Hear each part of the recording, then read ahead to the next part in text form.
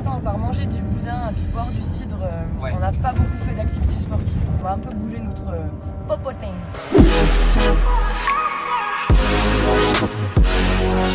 On est bien installé dans la forêt de Belém. C'est magnifique. On l'a enfin découverte en fin de journée. Il faisait super beau aujourd'hui. On a sillonné toute la forêt en camping-car. C'était magnifique. Avec une lumière rasante du soir.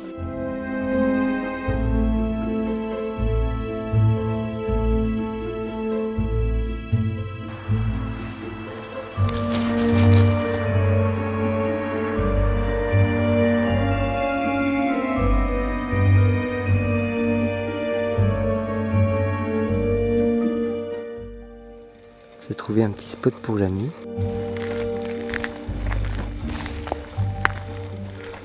Un bon blogueur de voyage ne part jamais en forêt sans sa batterie portative.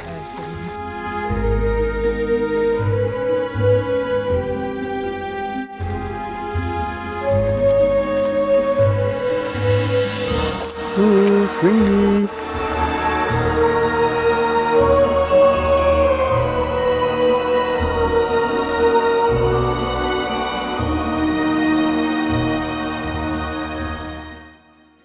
Et on va explorer tout ça encore un peu mieux demain.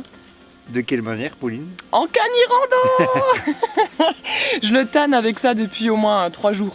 Parce que j'ai hâte de faire de la canirando forcément. En fait d'habitude c'est toi qui promènes ton chien, là c'est le chien qui te promène. On va voir ce que ça donne. Ça Mais c'est promet. des muscles. On vous donne rendez-vous demain avec plein de chiens tout mignons. Oui, petit chien.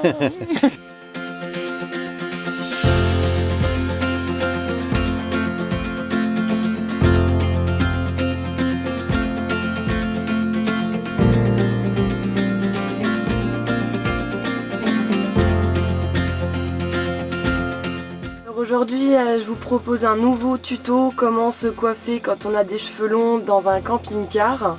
C'est que déjà je vais vous donner des conseils, bonne chance et débrouillez-vous. Voilà, on arrive à Saint-Martin du Vieux Belém. Et on a rendez-vous avec Benjamin. Benjamin le pêcheur qui va nous accompagner toute la matinée pour cette canirando. Alors là, Hello. c'est simple, on a deux frères, le dominant et l'oméga. Donc Yukon il est pas très caresse.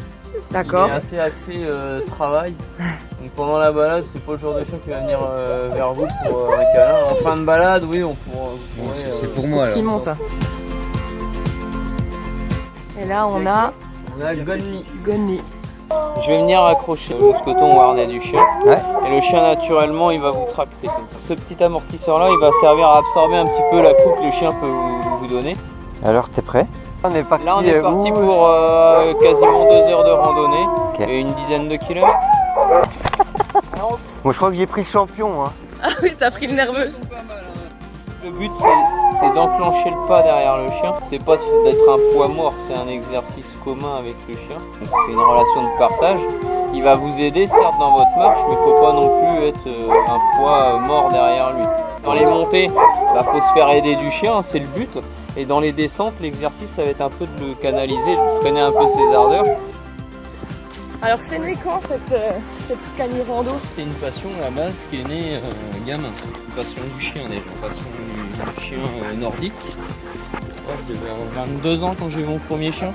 J'ai commencé par faire de l'attelage, 4 ans maintenant. Je peux pas le faire ici dans le Perche, pour l'instant c'est pas développé. Privilégier l'activité estivale qui est la canirando. On fait pas l'attelage l'été, donc il fait trop chaud D'accord. ici pour atteler les chiens. C'est vraiment des chiens nordiques qui supportent pas. Sinon, c'est pas que ça supporte pas la chaleur, ça s'adapte. Mais c'est à nous aussi d'adapter le boulot qu'on fait avec en fonction des températures. Si vous voyez des gars qui font tirer leur chien par 30 degrés, surtout faites demi-tour. Si vous avez un peu de respect pour les animaux, n'y allez pas. Santé. Allez, Gunny, chop. Allez, chop.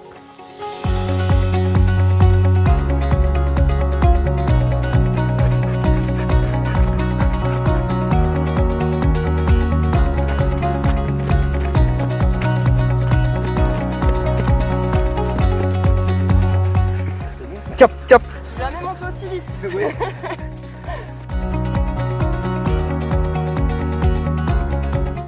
Simon, on t'entend pas beaucoup, hein.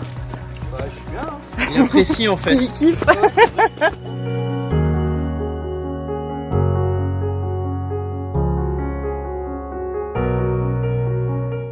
tire dans les fesses.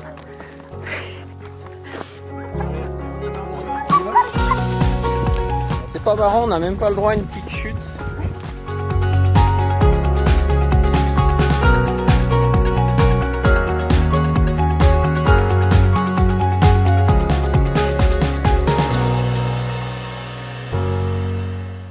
Envie de vivre avec ses chiens, envie de travailler avec ses chiens, envie d'un mode de vie un petit peu différent.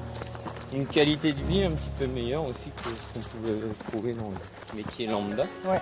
Vous aviez quoi comme métier avant? J'étais dans l'automobile, donc Complètement différent. complètement différent. Pas la même traction. Voilà, c'est pas du tout pareil. Et l'air est bien meilleur que dans les garages. Les collègues de boulot sont bien plus francs. Ouais,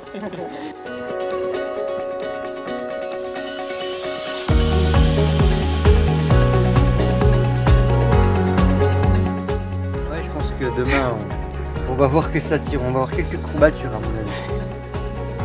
Oh, Nonos. Amitié agonie. Merci, mon pote. Simon, est-ce que tu peux nous donner tes impressions sur cette cani-rando de 10 km à travers la forêt de Belém? Bah écoute, c'était très agréable. On pourrait dire, donner comme conseil, c'est de trouver le rythme du chien en fait. Donc faut pas se laisser non plus tracter, courir après. Mais là, moi j'avais plutôt un nerveux, un leader. Donc il fallait vraiment que je le laisse aller devant parce que s'il n'allait pas devant, ça donnait des à-coups, ça tirait, c'était pas très agréable. Et en fait, c'était le fait de le laisser aller devant, de prendre sa position, bah là c'était parfait quoi. Et du coup, on a une sensation de plénitude parce que à la fois on a l'exercice, quand on a des coups de mou, en fait c'est l'énergie du chien, mais même pas l'énergie physique, c'est surtout on se sent en fait porté. C'est l'homme et puis le chien font qu'un en fait. C'est beau ce que je dis. Et c'est une balade de 10 km qui a duré 2 heures. J'ai parlé aussi, hein, mais c'est vrai que j'ai rien senti. C'est passé crème comme on dit. Voilà, on espère que vous avez aimé cette nouvelle vidéo à la découverte des forêts de Belém. Nous, on a adoré toutes ces journées passées dans ce super décor. Voilà, si vous voulez suivre nos aventures dans le Perche, abonnez-vous et aimez cette vidéo. Et on vous dit à très vite. Salut.